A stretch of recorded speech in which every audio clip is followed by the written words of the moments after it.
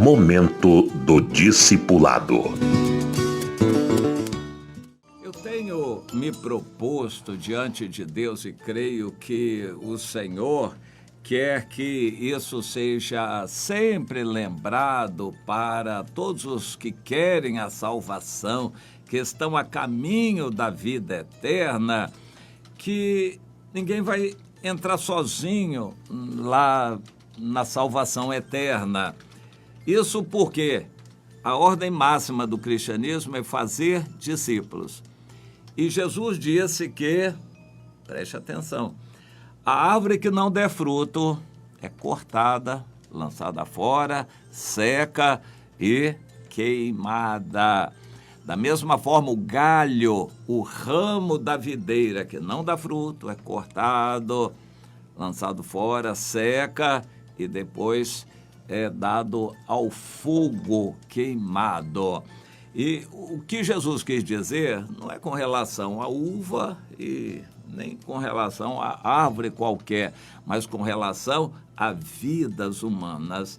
O cristão que recebeu e nunca quis dar, ele não é digno do que recebeu. Se a gente não perdoar, não vai ser perdoado.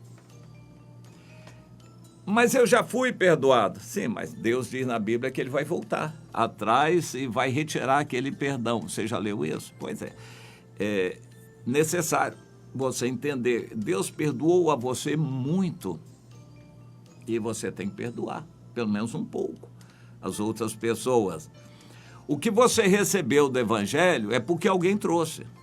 Você não chegou ao Evangelho sozinho ou sozinha.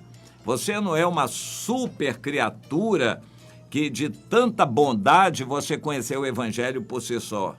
Não. Ninguém conheceu o Evangelho por uma única revelação de Deus. Você foi uma escolhida, maravilhosa, você é maravilhosa. Deus escolheu você para aparecer um anjo revelar a você o Evangelho. Não, isso não existe. Os anjos não pregam o Evangelho. Essa tarefa foi dada a nós. Se você recebeu o Evangelho é porque alguém pregou para você. E você só vai ser digna, uma pessoa digna do Evangelho e do sangue de Jesus, se você também falar do Evangelho para outros. É ordem do Senhor Jesus ir por todo mundo para pregar o Evangelho e não parar por aí, na falação do Evangelho, mas discipular. Essa ordem de Jesus tem dois componentes em grego que de vez em quando são lembrados, o querigma e o didaquê. O querigma é uma palavra que significa proclamação, é o anúncio para todos. Deus precisa que o Evangelho seja anunciado para todos. Deus precisa que a oportunidade de salvação seja dada a todos. E quem vai fazer isso são aqueles que primeiramente já receberam. Esse é o querigma, proclamar para todos, visando fé. Qualquer um pode proclamar, anunciar o Evangelho, pregar o querigma, qualquer um pode. Qualquer crente deve. Mas uma pessoa não crente pode. Até as pedras vão clamar. Deus usa qualquer um para pregar o Evangelho. Ainda falando mal, isso também é uma pregação do Evangelho. Qualquer um pode. O crente deve pregar o Evangelho para ser digno dele. Se o crente recebe o Evangelho e passa a sua vida cristã inteira sem falar para ninguém, ele não é digno desse Evangelho que recebeu e do perdão que foi pago por ele na cruz. Ele tem que levar essa mensagem para outros. Isso é o querigma. Como é que se prega o querigma? Como você conseguir. Jesus, a Bíblia diz que até é necessário que pelo mal, falem mal, de qualquer maneira, não importa, é falar de Jesus, falar como você pode, como você sabe, o que você experimentou, mas é falar, é ordem para todos, todos os cristãos. Eu lembro, os de fora também podem, Os cristãos devem pregar, é ordem. Mas não parar por aí. O cristão tem que observar as pessoas e ver a receptividade da mensagem. Se a pessoa receber, o cristão está amarrado com aquela pessoa para discipulá-la. Isto é, o didaquê, ensinar. Isso se resume no ide, na ordem máxima que Jesus deu. Ide por todo mundo, pregai o evangelho a todos e discipulai os que creem. Como é que discipula? Ensinando a guardar todas as coisas que Jesus mandou. Jesus não sugere, ele não aconselha, ele manda. Ele manda para quem é servo, mas só é salvo quem é servo. Não há salvação para simplesmente crentes que acreditam. Até o diabo acredita. A salvação é para quem obedece, quem é servo. Obedece previamente, porque decide obedecer a tudo. Então vem a definição que os irmãos da Argentina conseguiram sintetizar. Discípulo é aquele que crê em tudo que o seu mestre falou e obedece a tudo o que o seu mestre mandou.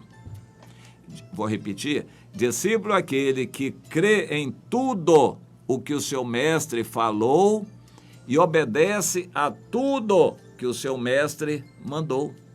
Discípulo tem que ser um servo, previamente decidido a ser um servo. Quando se batiza, ele tem que ser instruído sobre isto. Ser um servo da obediência. Romanos capítulo 6. Servo da obediência. A partir daí, ele vai obedecer a tudo que o Senhor mandar. Mas como ele vai entender? Bem, a Bíblia é clara, o Espírito Santo esclarece a Bíblia e o seu líder vai tirar as dúvidas. Todos precisam ter um líder. Se você não tiver um líder, você não é do corpo. Só é do corpo quem está ligado aos outros por compromisso de amor e obedece. Um membro no corpo nunca é avulso. Ele tem função. Qualquer membro do corpo tem função. O sapato está no corpo, mas ele não é do corpo. A carteira, e como pertence ao corpo, mas ela não é do corpo. O óculos está no corpo, mas ele não é corpo. A aliança, o anel está no dedo, mas está no corpo, mas não é corpo. Há pessoas que querem, assim, entrar na salvação de carona, ou de graça, ou por simplesmente acreditar, ou por assistir reunião. Nada disso. Se você não decidir ser um servo da obediência, então você não vai ter Jesus como Senhor. E a salvação é só para quem tem Jesus como Senhor. Vamos entendendo isto. E então vem o passo do discipulado. Nenhum crente é super maravilhoso para não precisar de supervisão. Jesus subiu às alturas, Efésios capítulo 4, e deu ministérios aos homens para liderar a igreja com vistas ao aperfeiçoamento de cada parte do corpo. Os líderes são levantados pelo Senhor. O cristão que não tem um líder está correndo o perigo de estar fora do corpo. Vai ser uma carteira, um óculos, uma aliança, um sapato. Você precisa estar ligado no corpo e ser corpo. Tem que estar comendo a carne de seus irmãos. Se você não comer a carne de seus irmãos, ter aliança de sangue com seus irmãos, você não é corpo de Cristo. Só é corpo de Cristo aquele que tem ligação, tem compromisso, que tem aliança de sangue. E então você vai ter um líder. para obedecer. Nenhum membro no corpo atua sozinho. A cabeça comanda. Todos os membros do corpo obedecem, seja o pé, o dedo, seja o nariz ou o que for, todos os membros do corpo obedecem à ordem da cabeça. Mas cada membro está ligado ao outro membro que o comanda, que o orienta. Assim, cada cristão precisa de um líder, mas cada cristão precisa liderar outros também. Você tem entendido isto? Não há essa possibilidade de ser um crente avulso no corpo. O corpo não tem membros avulsos. Você tem que estar ligado, ligada ao corpo para poder agradar a Deus e ter função e gerar frutos. Você precisa gerar fruto para garantir a salvação. O apóstolo Pedro escreveu a segunda carta, que é muito dura contra esses doutrinadores de teorias. Ele disse: essas coisas precisam existir em vós e elas precisam abundar e se multiplicar para garantir a salvação. A segunda carta de Pedro é tremenda. E ele lembra isso: sem a prática não tem salvação. Você precisa praticar o evangelho. Entre outras coisas, você precisa levar o evangelho a outros, para conhecimento e para aqueles que aceitam, para orientação.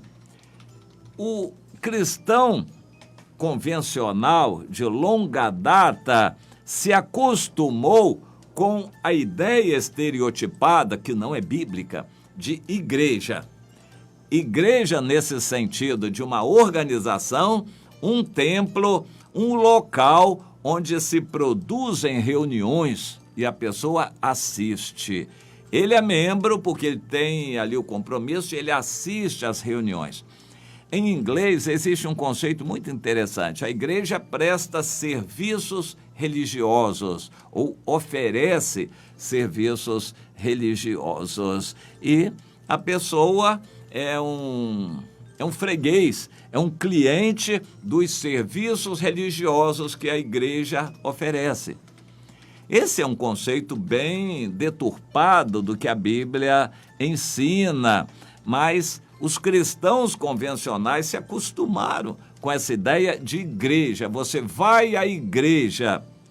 O conceito bíblico é que igreja somos nós. Você não vai à igreja, você é igreja, ou deveria ser. Estar ligado a outros, receber orientação, se reunir com outros para adorar a Deus, cultuar, compartilhar, confessar seus pecados, digamos uma célula, e você ser responsável por outros. A célula tem que ser dinâmica, tem que crescer.